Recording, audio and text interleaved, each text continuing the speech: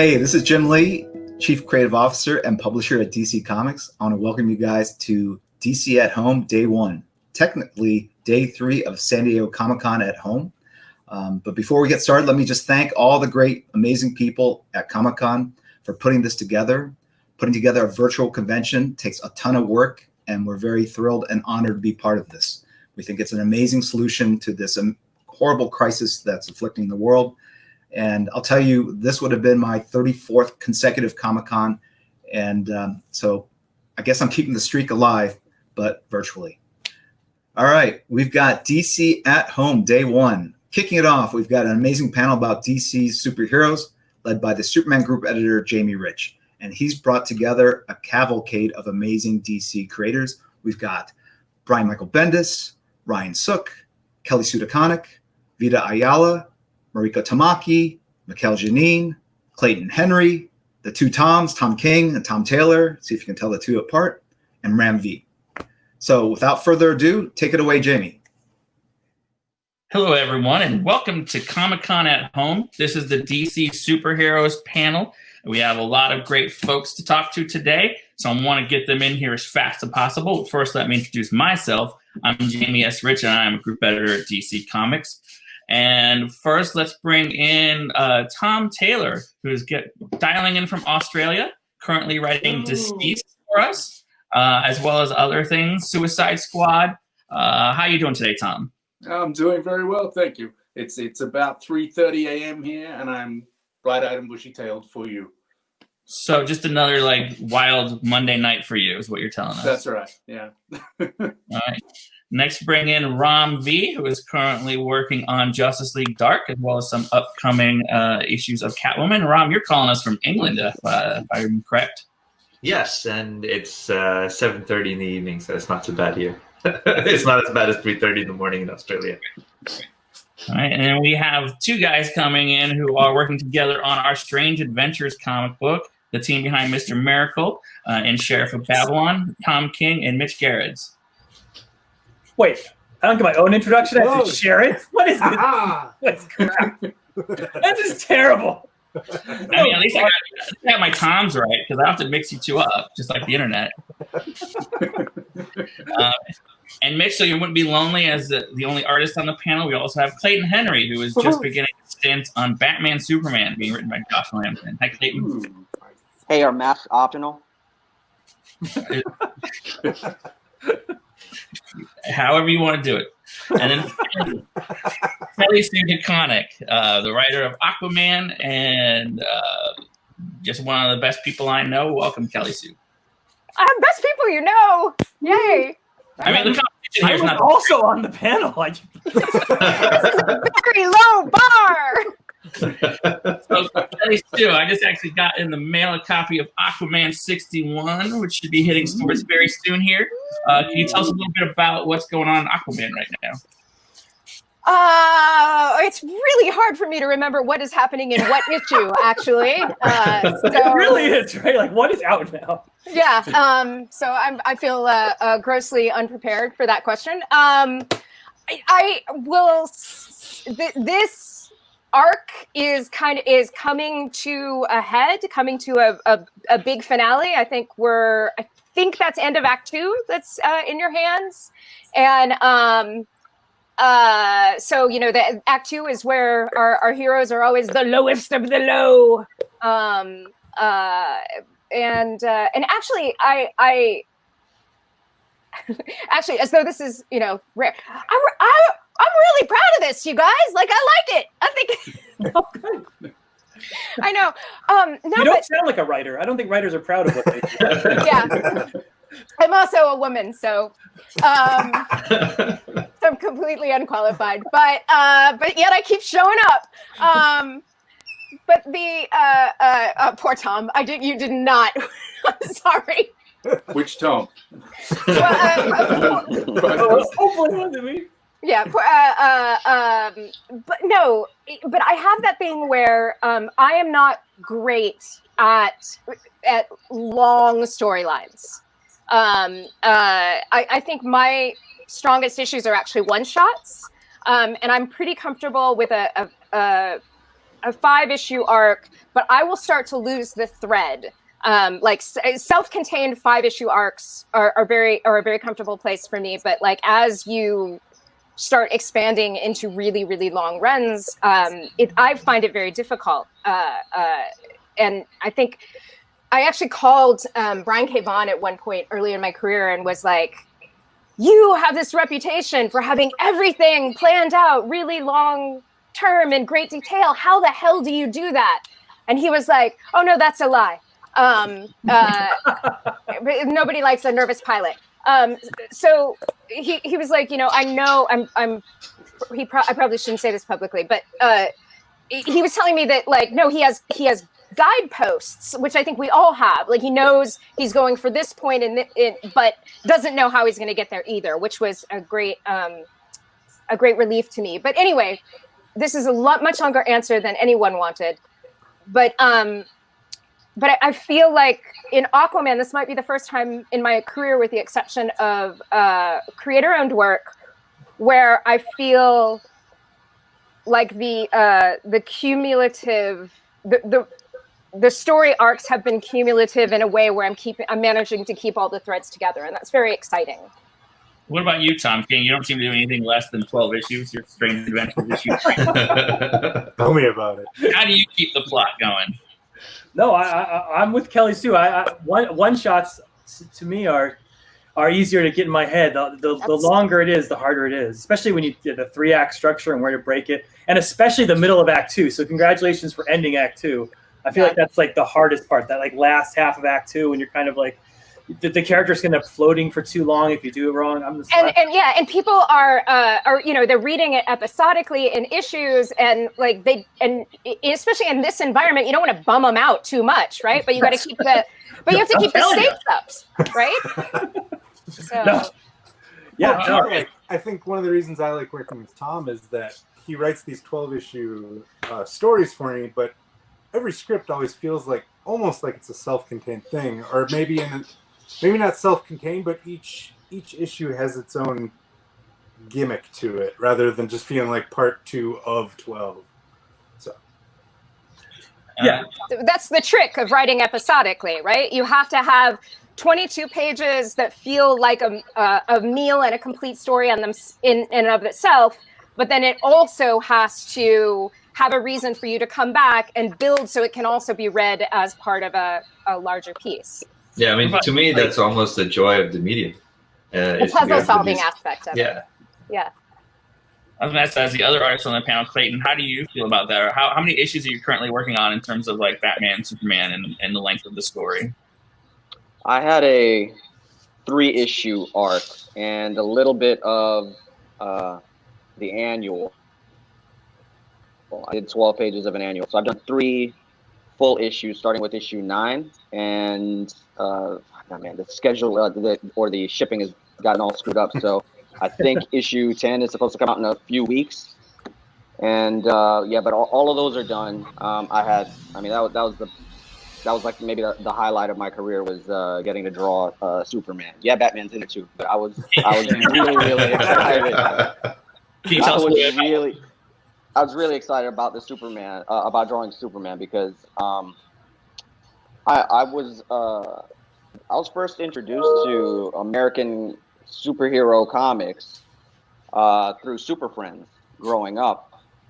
I was born in Jamaica, and my family moved here when I was 3, and when I finally saw like Superman on in a cartoon, and I don't know, for some reason that character stood out more than all of the others. Maybe it's the immigrant thing. I don't know, but so I used to draw him like all the time, and I remember drawing him all the time anyway when I was like a little kid. So I'm still getting to know the DC universe right now, but that was like the goal. It was like when I started drawing for DC, or when I started drawing Black Lightning a few years ago, when Jim Chadwick had asked me to draw it. That was my goal. I'm like, okay, well now I want to do good enough work to where I can draw Superman day in, day out. And getting to do this was just was just really, really great. Josh writes a really fun script. Josh Williamson. Lots of stuff blowing up. And I don't want to give away too much. I can't give away too much really, because Ultra Hugh. I'm sorry. What's the character? A Flaming Sword character. I'm drawing a blank. I'm having a brain fart all the time. Ultra Humanite? Azrael? No, not My dog's Ultra contributing. Roxy has some guesses. Sorry, Atomic Skull. Oh, He dies in the beginning. That's not giving away too much because the name of the issue is "Who Killed Atomic Skull." So, I mean, it's right there on the cover. I'm like, okay, we could have at least waited for people to open the cover, but no, it's right there on the cover. So, it's about the mystery of and that was one of I'm still getting into the DC universe, like I said. So I think that was one of Superman's first villains was Atomic Skull. So it's about the mystery of why did he die and who killed him. And since the second issue's coming out pretty soon, I don't know how much I can talk about. But right. I'm done with that, and I'm already on to my next project. And I don't even know if I can say what it's about. I think I can, but you'll let me know. I'm not sure, actually. Tom Taylor, what about you? You get to kill well, if you don't know, then who's steering this ship?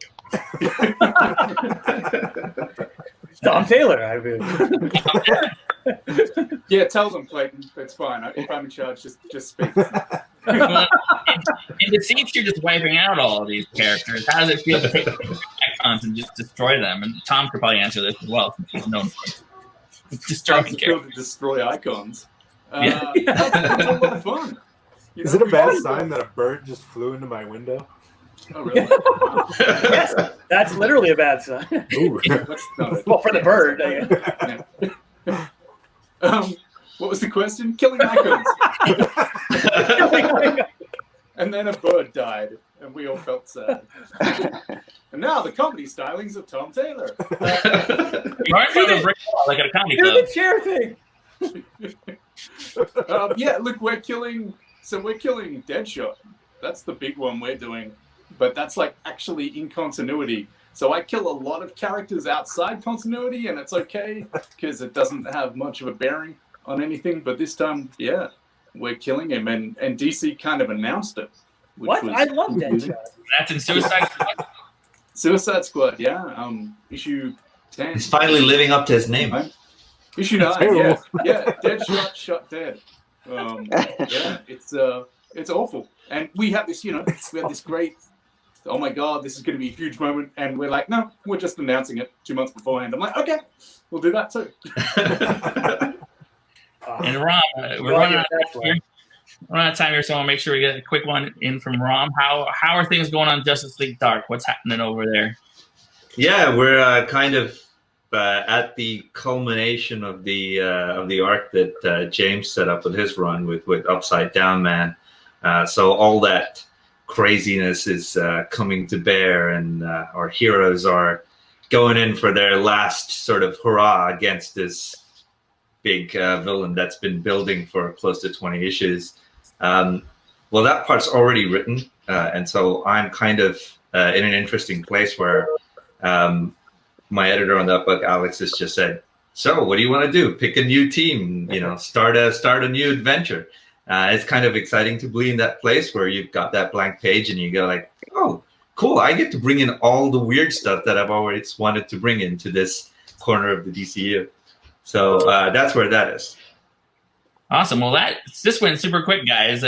Thanks everyone for joining in. Thanks for coming, all of you out there, to this DC superhero sections of Comic-Con at Home, and stick around for more. Thanks, everyone. Okay, welcome back to part 2 of Comic-Con at Home's DC Superheroes panel. Got another great lineup for you. Want to welcome to the panel first Mariko Tamaki, the new writer on Wonder Woman and the Eisner-nominated writer of Harley Quinn, Breaking Glass. How you doing, Mariko? I'm doing good. How are you? Good. And then we have Mikel, your partner on those issues of Wonder Woman, the artist, calling in from Spain. Hi. How are you doing? Good. And next we have writer Vita Ayala, who is working on the Swamp Thing Halloween Spectacular coming out this October, as well as some other stuff for DC.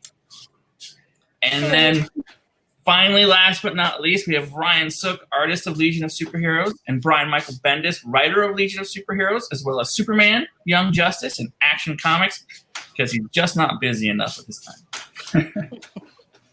All right. Thank you guys so much for joining us today in the virtual world.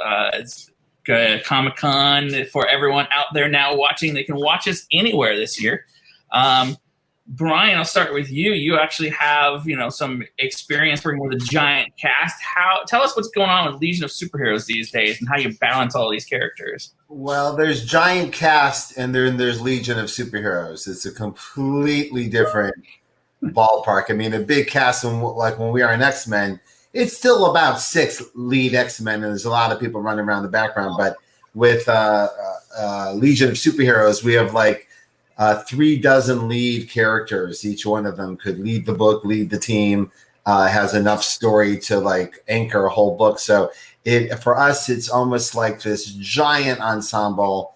We have to put focus on every character as often as possible, and we keep adding new characters as well. So Ryan is a perfect partner for this. It like anything we come up with, he adds. It's all additive, and always comes up with new stuff. So it's just a matter of for us making sure that every character gets it to do. We have this awesome 2-part 44 artist Legion Jam coming up with issues 8 and 9 that is about focusing on each character, going around the whole room, making sure everyone knows who everybody is and what they're capable of. So Ryan, it's the craziest thing. Ryan, how do you keep them all straight when you're having to like go through the script and figure out who goes where and who belongs in the background? And I don't. I have to redraw so much stuff. No. Brian's a great writer. He writes exactly who needs to be there, and I just do my best to sort of draw them, though I do have a cheat sheet. It's 4 pages long of every single character and their design so that I can refer back to it. I would have thought by issue 6 I'd know them all, but I still refer back and look at them again and again. Yeah, but like Brian said, it's a huge cast, and each character is their own lead. This legion of artists that's coming up, drawing the Legion of Heroes, it's super exciting. The characters have come more to life than they ever have before. I got the benefit of having Mikel draw some of them in issue 4, and they never looked better. And now Kevin Nolan and Art Adams and Michael Oeming and countless Yannick Paquette, everybody, the characters come to life in a way they haven't before, and make them even more real to me. So it's really fun. Speaking of Mikel, you've also dealt with a lot of different characters in your career so far. You've done Justice League Dark, you've done Batman, you've just taken over Wonder Woman. How do you adjust to getting all of these different characters and keeping them straight? Well, every project is really different. So I think it starts really with the writer. Because now that Ryan and Brian are talking about Legion of Superheroes, when you start working in that project, you feel so the passion that those 2 men are putting in the project. You can feel that they love every little bit of that story. So you feel like you just enter in that story, and it's easier to get in the mood of that particular character. Or with Mariko, we had the opportunity of working in Wonder Woman, and it's the same. It's a story that it's in her mind, and you just get the vibe, and you just jump on it, and it's easier to work with so great teams and those people which are amazing. I guess just to continue on this thread to both Vita and Mariko, how do you go about approaching a character like Wonder Woman or a character like Swamp Thing that has so much history behind it? What's your approach to make it something personal and new? It's stressful. It's super stressful. I think it's like on the one hand, I think you're writing into such an incredible like existing like mythology that's already been created, and I think you have to be, you have to respect and honor that, and then try to think what you specifically as a writer can bring to that world. And so I try to like sort of find my lane of like what I feel passionate about and what's really interesting to me and what makes me sort of nervous or excited, and write into that. Yeah, and for me, I try and do as much homework as possible, even for shorter things. I'm like, just give me everything that you can, and I'll absorb it, usually just by eating it, not by reading it. No, just kidding. But I think to myself, all right, so I have all of these different interpretations of the character. What's the core? What's the common denominator? What's the center of this Venn diagram? And then I think to myself, all right, if that's who they are, that's the core of them, then what story makes sense to put them in a more contemporary context? Usually, I don't usually. Can you tell us a little bit about your Swamp Thing story then? Am I allowed to? So I was asked to write a Swamp Thing story in like a place that we had never seen Swamp Thing before, and I was like, all right, well. That's I'm easy. always, no problem. But I'm always like, all right, well, there are two places I go to first because that's who I am. And those places are New York and Puerto Rico because I am Black and Puerto Rican and I was born in New York, which is 1/8 Puerto Rican. 1 in 8 people in New York City is Puerto Rican, by the way. So, I thought to myself, is there something that I can do to kind of bring very much what I know to Swamp Thing? And the answer was yes, because I don't think he's ever been in Puerto Rico. I could not find it. And to me, for Swamp Thing in particular, and for characters that touch the green, what I find interesting is that the environment very much does change things about them. Right, the core will still be who they fundamentally are, blah, blah, blah. But like literally Swamp Thing is made out of plants. So putting him into a place will change what he looks like. And I was very interested in that, and also very interested in how the culture of the people in Puerto Rico would interpret something like that. What does that mean to, especially people descended from, the Tainos that were the indigenous people there, or, our, children of the diaspora. What does that mean when you have this character that literally comes from the earth to you? Especially as a people who are super colonized, right? So So when I thought about that story, I was like, how do I make Swamp Thing look cool? And also, how do I make it so that Swamp Thing is a necessary part of the story? Brian, bouncing off of that, you have a villain coming up in Superman 25 that is coming from a different planet and coming to Earth for the first time. And you already have characters like Connor Kent, Superman, all these characters that are from different places. Do you have similar things going on in terms of like trying to figure out how they each adapt to this new environment?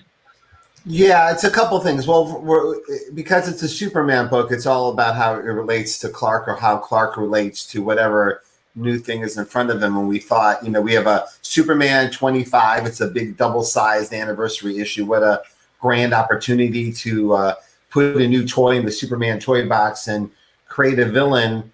We thought, wouldn't it be great to create a villain whose mindset is so different from anything that he has seen on Earth or anything that Superman relates to. Like, this is a person that there's no part that Superman can relate to. So he has to like back up and come up with a different set of ways to deal with this. Not just that, well, I'll punch it in the face and see how that goes. Let's take it a step back and see how we can handle an adversary of ignorance. We don't understand each other. Let's figure it out.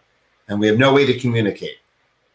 So not mentally, not physically, let's figure out a way to communicate. So I thought that would be an interesting way to celebrate Superman. Like, what does he bring to the table that no other superhero can bring? And this villain brings that out in him. Mariko, you've created a new villain as well coming up in Wonder Woman. You want to tell us a little bit about Liar Liar?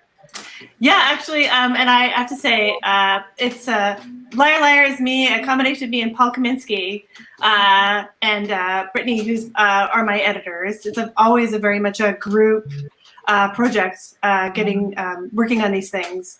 So yeah, we wanted to do a character that was, like a younger female villain, And I think a lot of the sort of the theme of the book is about the sort of definition of villains and heroes. And I think that one of the things DC does really well is this kind of like blurred line between who is heroic and who is villainous, and what that means in like the sort of ever shifting context of the DC universe. So we wanted to work on somebody who is, at their core sort of doing villainous things, but has a complex history that explains those things.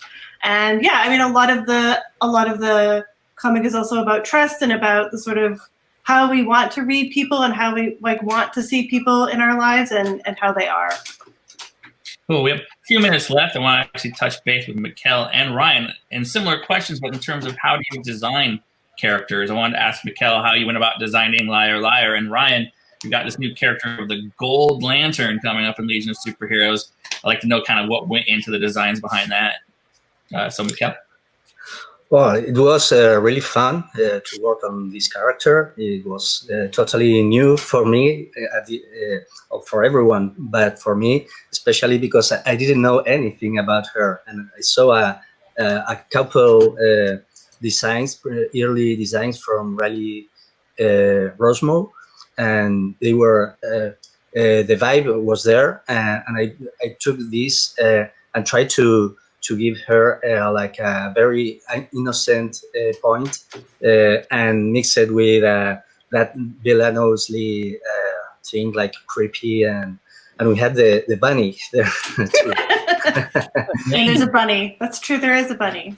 Yeah, I have a bunny, and I didn't know that. What? Yeah, and I have two bunnies actually, and they were supposed to be boys, but one of them had 5 springs, and now one of them is called Mulani because of of the character. So yeah, Ryan, what can you tell us about Gold Lantern? Gold Lantern is he's kind of become, he's such a great character. He's the epitome of all the lanterns. I mean, when Jeff Johns was bringing out all the Spectrum a few years ago, and the amazing sort of scope that the lanterns bring, it's broad, but Gold Lantern refines it all down into this one character. It's not a core, it's a guy, it's this one character, and he brings legitimacy to all these emotions being encapsulated in one thing, and it's part of the Legion universe, and in a way that I think is totally inseparable from it. But designing him was a lot like designing any of the other Legion characters. We could take elements this is 1,000 years in the future. There's nothing withheld, right? So we have all those elements of the lanterns and all the history that's there, but to push it 1,000 years in the future, make it recognizable, but really pull it as far as we can into the future and let him be a character that's not bound by the history, but brings that history into an expression that's totally new in the future. That was kind of the idea about designing him and making him gold. At least from Brian's perspective, it was just, is that a Gold Lantern somewhere in there? It starts like that, and it's this germ of an idea, but all of a sudden it's like, yeah, that is a Gold Lantern. Oh wait, we got to know the Gold Lantern. And when you have characters that evolve and grow as the story and the characters are growing, boy, it really is exciting to design a character like that, because you start with such a blank slate, and then you can just refine it as we go forward in the story. It's really fun. Cool.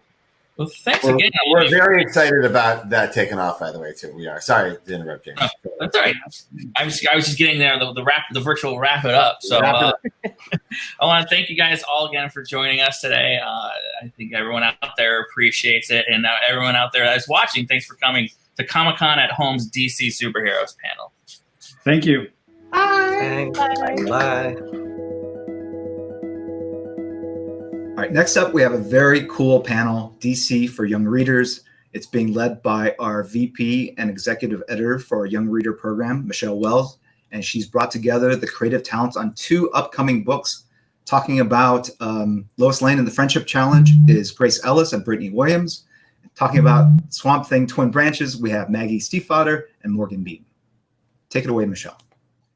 Hello, and welcome to Comic-Con at Home. My name is Michelle Wells, and I'm Vice President and Executive Editor, DC Books for Young Readers. Just want to tell you a little bit about our line. Our DC graphic novels for kids feature original, out-of-continuity stories by superstar authors and unique artists that tell stories about your favorite DC characters, such as Batman, Superman, Wonder Woman, and all the rest, from a middle grade perspective. These stories are ideally suited for readers ages 8 to 12 and tell stories that help kids understand the world around them through fun, funny, and flawed superheroes. Fun fact, graphic novels are a great way to get your kids to read more and are a proven tool to help struggling readers and to challenge advanced readers through vocabulary paired with visual context clues. Add in stories that focus on exciting moments in the life of a superhero, and it's a match no kid can resist. So if your kid is a huge superhero fan, or if you are looking for a way to share your favorite characters with your children, these books are it. One of our super fun upcoming titles is Lois Lane and the Friendship Challenge, which tells the story of a young Lois Lane who is really learning about what the meaning of true friendship is and setting her on the path of who she will become in the future. Here to talk more about the book is author Grace Ellis and artist Brittney Williams. Hi. Hi, Grace. Hi, Brittney. Okay, Grace, tell us a little bit about Brittney. This is Brittney Williams. She is an artist. She is unbelievable, first of all. Second of all, if you think of a property that you love, she has worked on it. Everything from Archie, stuff for Dynamite, IDW, others. She lives in, I want to say, Los Angeles. Mm-hmm. I'm everywhere. Yes, right. That's why there was a question. Question mark. Oh, she's the co-creator and artist of Goldie Vance for Boom Studios. Unbelievable book. And is an amateur DJ in her spare time. What? Yes. Very cool. Okay, Brittney, tell us a little bit about Grace. Well, I've known Grace for a while. So just in general, she's like an amazing person. An amazing writer, but I guess, on paper. Listen, I'm just trying to keep up with you, Brittney, honestly. We're just, this is us right now. But Grace is a New York Times best-selling comic book writer, best known for her work on Lumberjanes. And she once spent a year attending 10 high school productions of Mamma Mia. Yes. Mamma Mia. I can't reach it. It's okay. Mamma Mia. Honestly, I haven't stopped anyone from performing Mamma Mia. I have learned. I think that is a panel that we need to have just dedicated to telling us all about that experience. I could fill several panels with what I learned from that. Okay, so let's start out by talking about Lois Lane. Were you both always fans of Lois? Had you heard of her before? What brought you to this particular story for DC? Do you want to start, Brittney?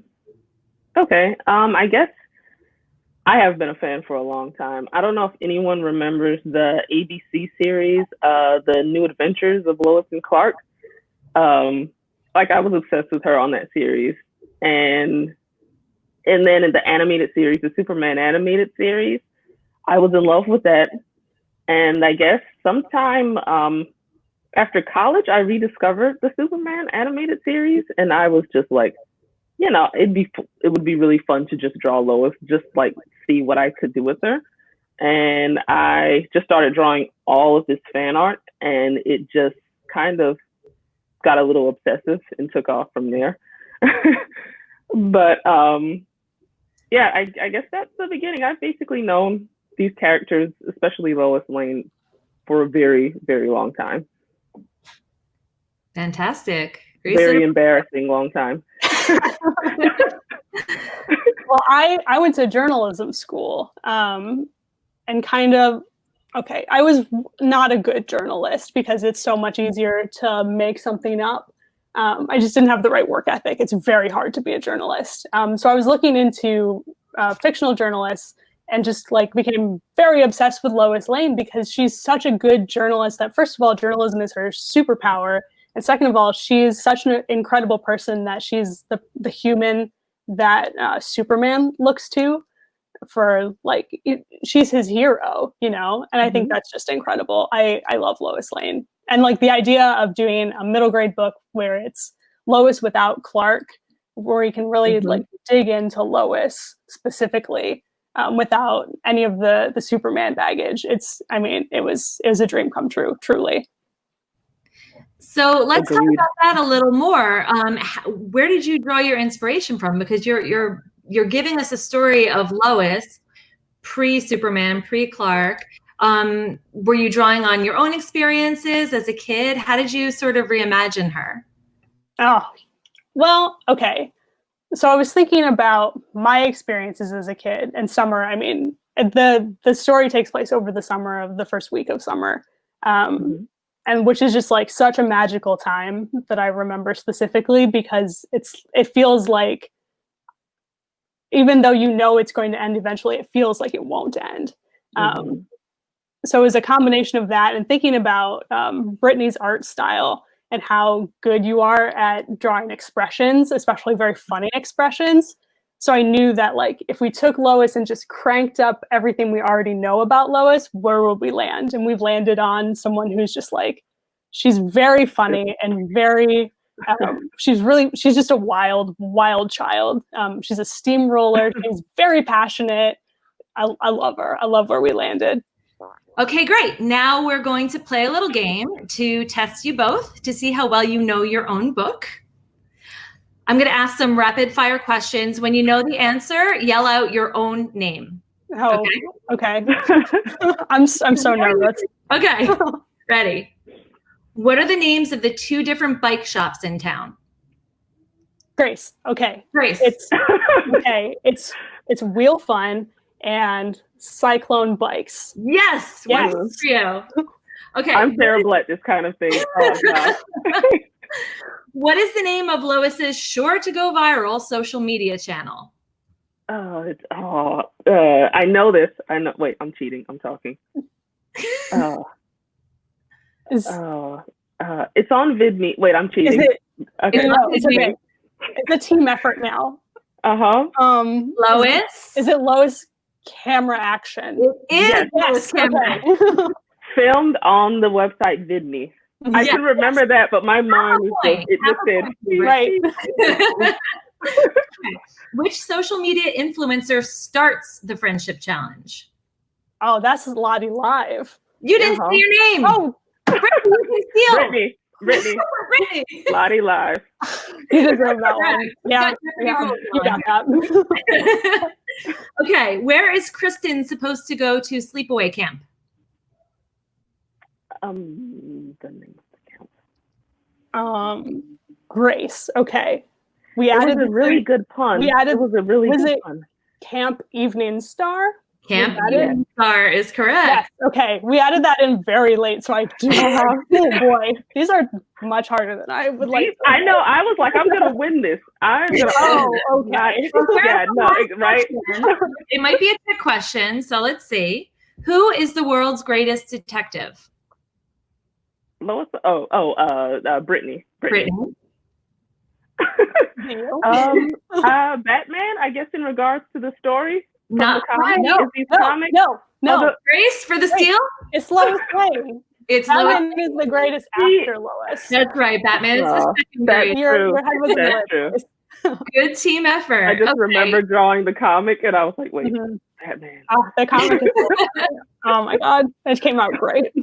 So we have to wrap up. So we have time for just 2 quick closing questions. The first is, how have you both been staying creative during this time of quarantine? I've been going to all of the Metro parks. There are 21 Metro parks in Columbus, Ohio, and we've been going to all of them. Great. Yep. I've been doing like these, just in my car, just these random road trips, just riding around LA, just looking at things I've never seen before. So it's interesting. That's great. And it's really fun. It's interesting. If you were to recommend a book to the readership watching this right now, what book would you recommend for them? I want to recommend, this might be a little old, but I'm going to recommend Harley Quinn Breaking Glass by Mariko Tamaki and Steve Pugh. It's fantastic. I know we're trying to wrap up. It's great. Yes, love it. What do you think, Brittney?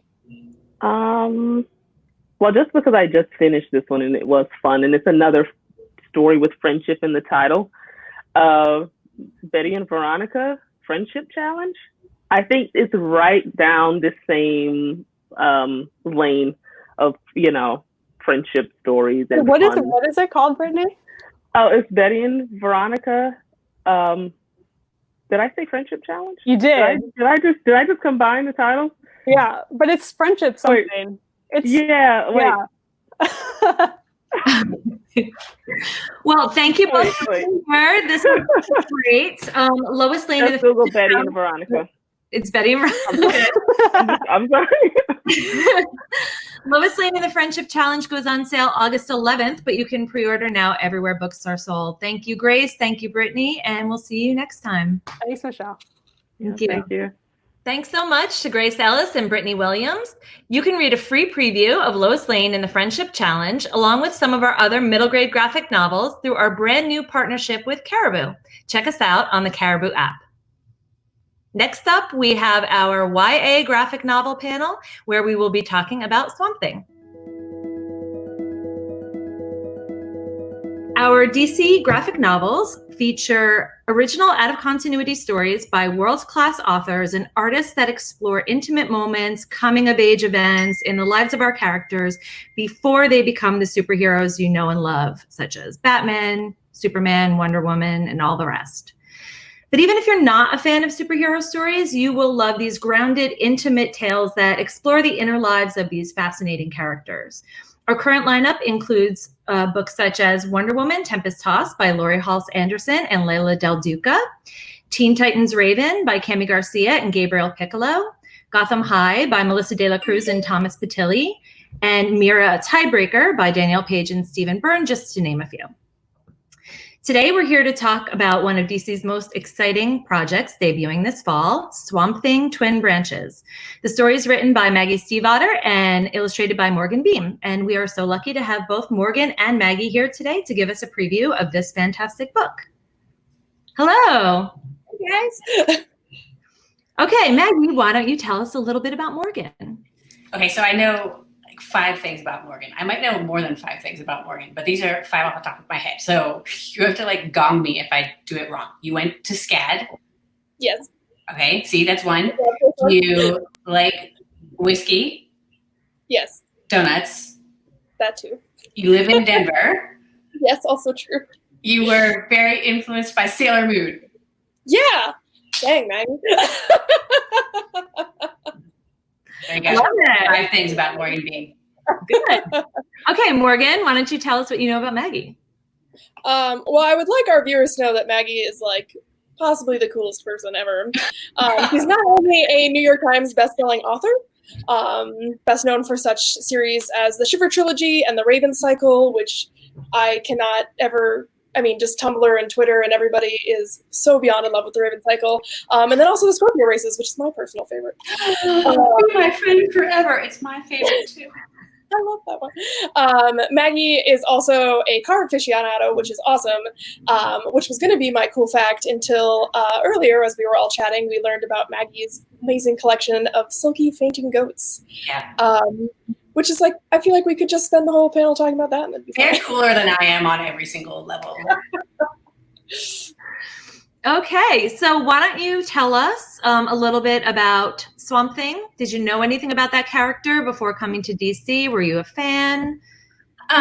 For me, Swamp Thing was appealing because one of the things that I touch upon in all of my novels is kind of that confluence of science and magic, of reality and speculative fiction. I always want any kind of genre element to be talking about the real world too, making it more heightened. And the thing I love about Alec Holland from Swamp Thing is that he's always been really into the natural world, and I'm really into the natural world. So I thought that for the age that he was, that it would be really cool to look at someone coming of age alongside biology and plants and feeling out of place, and plants are nothing like us, and so he relates more to plants. Yeah. So that was really where I first connected with Alec. I've been a fan of Swamp Thing for a long time. I have a deep, deep love of things that are kind of creepy. And one of the things I love about Swamp Thing is that, he is a hero. He's this champion for the natural world that I feel like right now is really important. But he's not your classic hero. You know, he's not the like chiseled, caped, sort of PR ready person who's out there, you know, punching criminals or whatnot. You know, he is very much a thing from the shadows. You know, somebody whose body has been mutated, somebody who upon, you know, just looking at him, you would think monster instead of hero. And I just think that that dynamic and kind of dealing with like that dark side of doing good is really compelling story-wise. And then, you know, for those of you watching who are familiar with Maggie's writing, I do feel like that was like such a strong character choice just because of how much that kind of, I don't know, kind of creepy fantasy, dark underbelly comes out so well in Maggie's writing. So knowing that would be the paired project, I was really excited about it. Go on.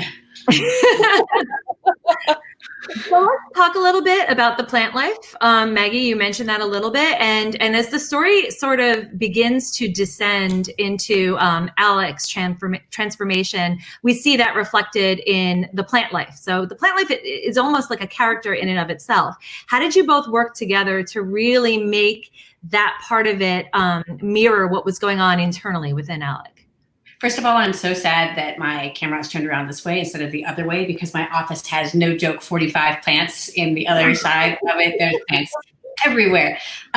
So the thing that I really wanted to talk about with plants in this book is I wanted to talk about the way that Alec really feels a kinship with them instead of people. And as an introvert myself, and I'm sure Morgan as an introvert, I mean, we can all kind of relate to this idea that you're out there doing your thing and no one else is anything like you. And whatever comes out of your mouth is wrong. Everything that's true about you is unspoken. And I really wanted to roll that into it. And at the same time, I was actually also losing my mind.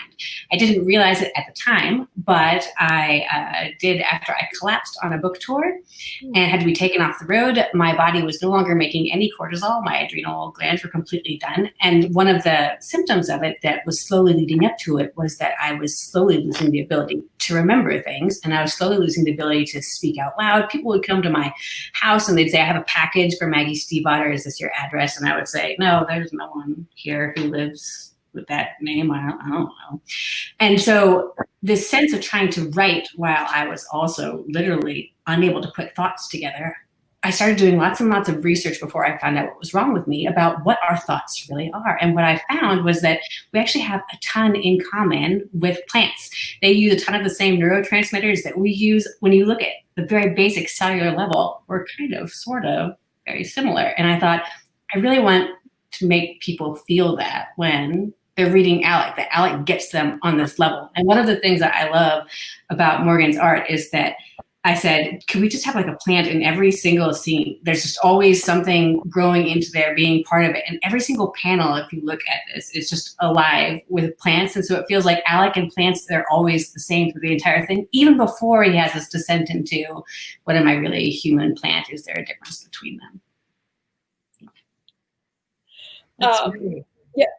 For me, I guess on the visual side, one of the really interesting things about, you know, plants and kind of plant-human connection is that we use things like flowers, for example, in pretty much most emotional or transitional points of life, right? Like you give flowers to express love, you give plants to express grief, you kind of use them as this profound symbolism to convey things that maybe you can't find the words to say. And so plants and plant life is sort of like just rife with emotional symbolism, which is like so great for the emotion, for the, you know, visual storytelling medium we do. You know, thorns are angry and certain things are lush. And so I just really wanted to kind of push, you know, where we could use plant lives to further enforce the emotions that the reader was going to experience with this book, which is, I feel like, a really kind of cool, unique thing that only comics can do, right? Because you're giving a visual, but it doesn't have to be, you know, the actual thing that's in the shot or the thing that's timed. And so I just felt like that was a really cool avenue for us to explore the connection between this main character and how he felt about plants, but also plants just to make the reader feel stronger things. Fantastic. We're going to play a very quick game.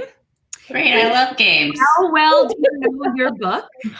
And I want you to answer as quickly as possible. When you have an answer ready, just say your own name, and we will go to you for an answer. Okay, ready? This game, yeah, ready. You scared? Okay. What is Alec's plant name at the beginning of the book? The name and number. Oh, Maggie, Boris, 73. That is correct. Do you know why? My Camaro was a 1973 Camaro, and Boris I have a 73 Clayton or Boris. 74? Huh? Is it Boris 73 or 74? Isn't he 74 at the end, 73 at the beginning? I think you're right. I think you're right. Oh, Okay. 75 at the end of it. Where is Alex submitting his research? To what school? UC Berkeley. Morgan, UC Berkeley. That's correct. You had to do the lettering on that thing, didn't you? I did. Right. What are amazing Dalton and Jolie's dogs' names? Oh, Maggie. Is it Gallon? Gallon Barrel? and Barrel. Gallon and Barrel. You know, I'm not going to be able to remember my phone number when I'm old, and I'll have that fact in there for some reason. Why is Gross's nickname Gross? Oh, it's a math joke because he's. Name. Oh, sorry, Morgan. It's a math joke because of his age, but I'm also bad at math, so now I can't remember exactly what it is because he's 12. He's 144 months old. Right. Okay, last one. What is the legend of the Hullington sisters? Like Maggie, one of them ran away, right? Oh my gosh. Made And a left deal behind with- the sister because the one was in love with the sister's fiance and buried the secret underneath that tree, which has an amazing panel where something spoilery and bad happens to it, which well done, Morgan. Was very traumatized. Very good. Okay, we need to wrap up, so I'm just going to ask you a couple of quick closing questions. The first is, how are you staying creative during quarantine? Do you want to go first, Morgan? Yeah. In all honesty, it's been a struggle for me. I live, actually my husband is a fellow comic artist, and we had an outside studio, which was like my heart with 4 other professional comic artists, which was really good for my productivity and motivation. And since moving back into our apartment, it has been a little bit of a struggle, but definitely kind of social distance, park meeting up with those guys, being able to kind of sneak peek bits of projects that they're working hard on and whatnot, definitely kind of inspires me to stay creative and kind of get my act together, but it's been hard. I have to admit, for me, I miss the aspect of getting out there and doing like the automotive journalism stuff and everything I've been doing, being out there on the road. But I am definitely like living the life of being a hermit, shutting myself in a tree. And I've been writing loads of books. I play like 7 musical instruments, so I've been practicing all of those. I've been up in my art studio. I just finished filming like an 8-hour writing seminar. I'm getting so much stuff done, and I feel terrible about it because everyone else is like, this is awful. I'm like, my superpower is being extremely introverted. So yeah, I've been keeping very busy. It's going to be terrible when they set me out into the world. I'm so good at distracting myself out in the world and not getting work done. I just go out there with my hair on fire and That is great. And really quickly, what would be a book that you would recommend to anyone in the audience watching you right now? Oh, I have a stack.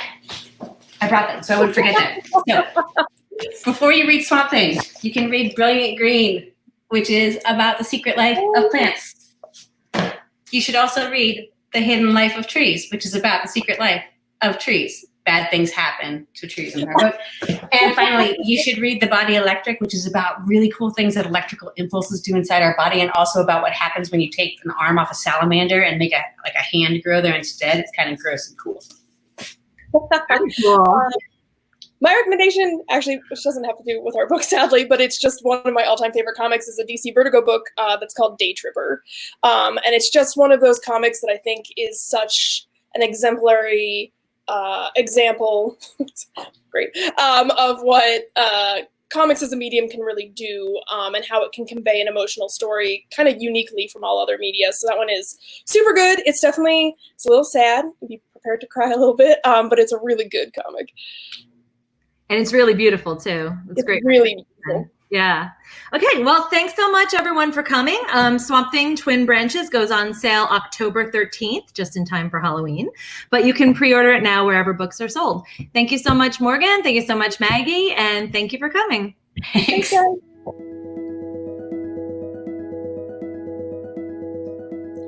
Hey, it's Jim again. Thank you for tuning in. DC at Home Day 1 comes to a conclusion. If you guys want to follow more things about DC, you can check out dccomics.com. That's our URL. Or you can check out our socials on Instagram and Twitter at DC Comics or at the DC Nation. Tune in tomorrow, 11 a.m. Pacific time for day 2 of DC at Home. See you then.